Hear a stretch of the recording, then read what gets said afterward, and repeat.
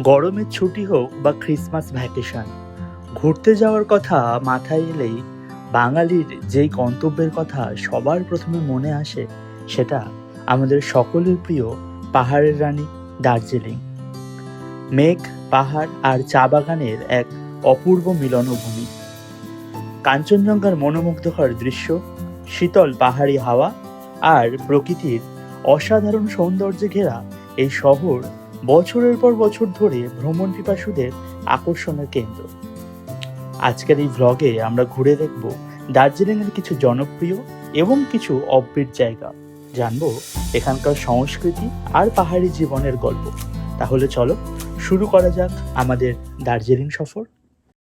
আমাদের বেরোনোর পথে প্রথম বাধা হয়ে দাঁড়ায় প্রচন্ড ঝড় বৃষ্টি। তাও প্রবল ঝড় বৃষ্টি উপেক্ষা করে লোকাল ট্রেনে চেপে বেরিয়ে পড়ি গন্তব্যের উদ্দেশ্যে। গন্তব্য শিয়ালদহ স্টেশন। ট্রেন পদাতিক এক্সপ্রেস, রাত 11:20।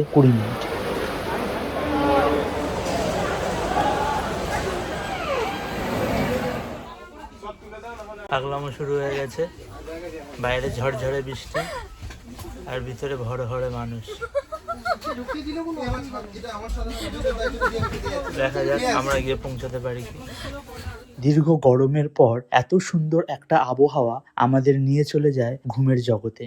চোখ খুলতেই পাহাড়ের আরো কাছে পৌঁছে যাওয়া, ভালো লাগে বৃষ্টিতে, আমার তো দার্জিলিং দারুণ লাগে। এবং ট্রেন নির্ধারিত সময়েই এনজেপি স্টেশন অর্থাৎ নিউ জলপাইগুড়ি স্টেশনে পৌঁছে যায়।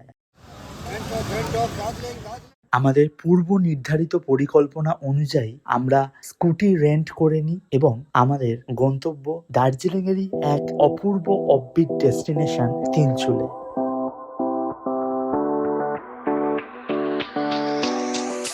কথায় আছে enjoy the journey not the destination. আসলে আমরা যারা পাহাড়কে ভালোবাসি, পাহাড়কে ভালোবেসে বারবার ছুটে যাই পাহাড়ের টানে, তারা হয়তো পাহাড়ি কোনো একটা গন্তব্যের চেয়েও পাহাড়ি রাস্তায় চলাটাকে বা সেই দীর্ঘ যাত্রাপথকে বেশি উপভোগ করি। তাই আমরা বারবার করেই সেই পাহাড়ের কাছে ছুটে যাই, এত সুন্দর একটা প্রাকৃতিক পরিবেশ আর পাহাড়ি আঁকাবাঁকা রাস্তা ধরে আমাদের সেই গন্তব্যের উদ্দেশ্যে।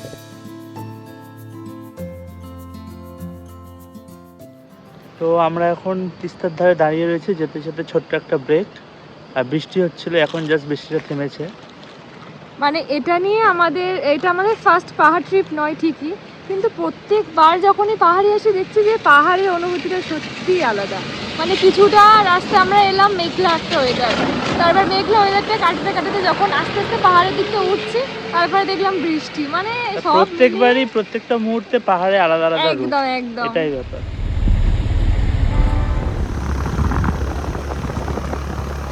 দীর্ঘ 3.5 ঘন্টার যাত্রাপথ অতিক্রম করার পর আমরা অবশেষে গিয়ে পৌঁছই আমাদের সেই প্রিয় রিসর্ট তিলচুলে রাই কটেজ রিসর্ট। তোমাদেরকে আমি কিছুক্ষণ পর এই পুরো রিসর্টটা একবার ঘুরিয়ে দেখাবো। আমি এখন রুমে ঢুকছি, জাস্ট দরজাটা খুলে ঢুকলাম। এখানে একটা মিরর আছে, দেন ওয়াশরুমটা একবার দেখিয়ে দিই। সুন্দর, ছোট্ট কিন্তু খুব ছিমছাম। আর ওয়াশরুমটা খুবই স্পেসিয়াস, অনেকটাই বড়, গিজার আছে। এরপর ফ্রেশন আপ হয়ে খাওয়া দাওয়ার পালা। এখানকারই লোকাল ফুড অর্থাৎ হোমস্টের নিজস্ব খাওয়া দাওয়া অসাধারণ সুন্দর অভিজ্ঞতা করার জন্য আমরা চলে গেলাম লাঞ্চ টেবিলে। একটু বিশ্রাম করে বেরিয়ে পড়া লোকাল কিছু পাহাড়ি রাস্তা সৌন্দর্যকে উপভোগ করতে। আমরা একটু স্কুটি নিয়ে বেরিয়েছিলাম, তো একটা খুব ইন্টারেস্টিং জিনিস দেখে রাস্তার জাস্ট ধারেই আমরা দাঁড়ালাম। তো জাস্ট একবার দেখো, মানে আমরা উপরে, মেঘটা নিচে, মানে দৃশ্যটা একবার দেখাই। এই যে নিচে মেঘ, জাস্ট নিচে, আমরা এর উপরে দাঁড়িয়ে রয়েছি, মেঘটা এইরকমভাবে ভেসে চলে যাচ্ছে। আর এই হলো অফবিট একটা জায়গার সুন্দর রাস্তা, অসাধারণ একটা মুভমেন্ট। মানে এই মুহূর্তটা জাস্ট বলে বোঝানো সম্ভব নয় যে কত সুন্দর লাগছে, অপূর্ব।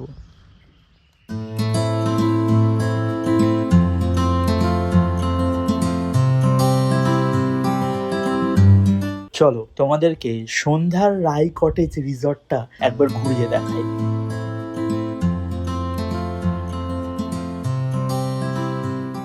সকালে ঘুম থেকে ওঠার পর রায় কটেজের ভিউ পয়েন্টটা না দেখলে সত্যি খুব বড় মিস করে যাবে, কারণ এখান থেকে 360 ডিগ্রি ভিউটা জাস্ট অসাধারণ।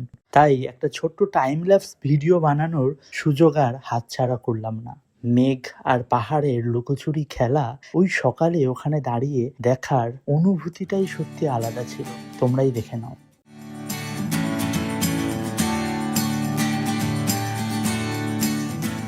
তিলচুলে রায় কটেজের অসাধারণ আতিথেয়তা ও আপ্যায়ন আমাদেরকে মুগ্ধ করে। এবার বিদায় জ্বালানোর পালা। যেহেতু খুব কম সময়ের জন্য আমরা এখানে এসেছি, তাই এক রাত কাটিয়েই আমাদের ছাড়তে হলো তিলচুলে রায় রিসর্ট। এবার গন্তব্য দার্জিলিং, পথে লামাহাটা এবং তাকদা এবং আরো কিছু গন্তব্য থাকলে সেটা করে আমাদের পৌঁছানো দার্জিলিং এর উদ্দেশ্যে।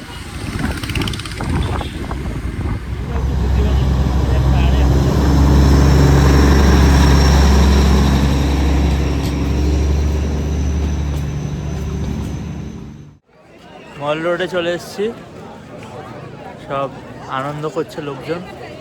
ভরা শীতে, ভরা গরমে আমরা জ্যাকেট পরে ঘুরছি।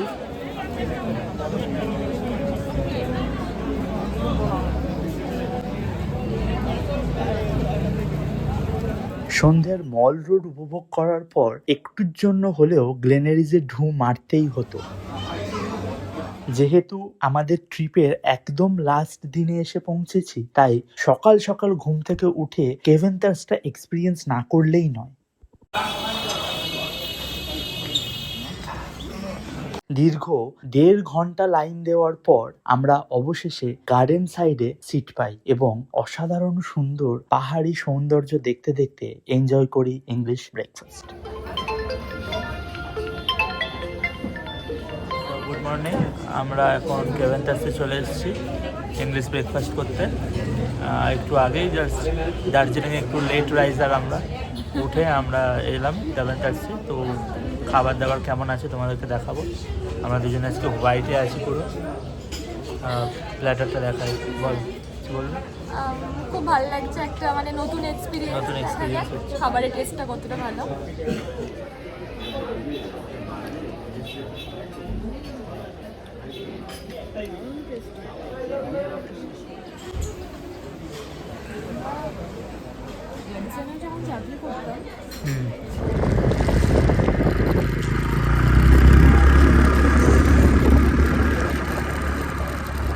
আমাদের ফেরাটা ছিল মিরিক হয়ে। আমরা যেরকমটা আশা করেছিলাম হয়তো সেরকমটা হওয়ার ছিল না, তাই প্রচন্ড কুয়াশা আর বেরোনোর পর থেকেই ঝিরিঝিরি বৃষ্টি শুরু হয়। এরপর রাস্তায় যেতে যেতে বৃষ্টিটা বেশ জোরে আসে। তবুও আমাদের যেহেতু সময়ের মধ্যে এনজিপি স্টেশনে পৌঁছানোর ছিল, তাই আমরা সেই বৃষ্টি উপেক্ষা করেও আমরা পাহাড়ি পথে ধীরে ধীরে এগিয়ে যাই মিরিকের উদ্দেশ্যে।